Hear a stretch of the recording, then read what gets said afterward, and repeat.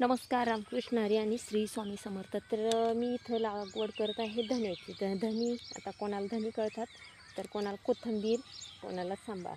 तर जे कळेल ते. तर बघा मी आता हे बी कसं तयार केलं. म्हणजे आता लागवड करण्यापूर्वी आपण काय करायचं आहे, सकाळी याच्यात म्हणजे काल सकाळी काय केलं, कोमट पाण्यामध्ये थोडं भिजवलं, नंतर एका कपड्यात बांधून घेतलं. तर आता 12 तास 48 तास होऊन राहिलेत. मस्तपैकी धनी फुगून आलेत, बघू शकता तुम्ही. तर आता मस्त याची लागवड करायची, म्हणजे याची उगवणशक्ती चांगली होते आणि झटपट जमिनीपेक्षा कसं आपण थोडं भिजू घालायचं, नंतर एका पोत्यात वगैरे बांधून ठेवायचं. थोडी त्याला उगवणशक्तीला थोडी ताकद येते, म्हणजे झटपट कोथिंबीर, कारण कोथिंबीर उगायला खूप वेळ घेतं.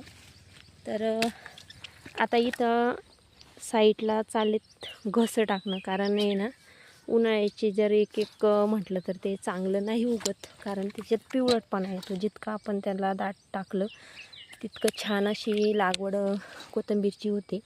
तर ह्या साईडला चवळी लावलेली आहे आणि मी मग चवळीवर येईपर्यंत आपली कोथिंबीर निघून जाते.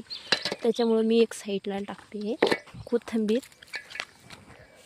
आंतरपीकसुद्धा म्हटलं जाईल याला.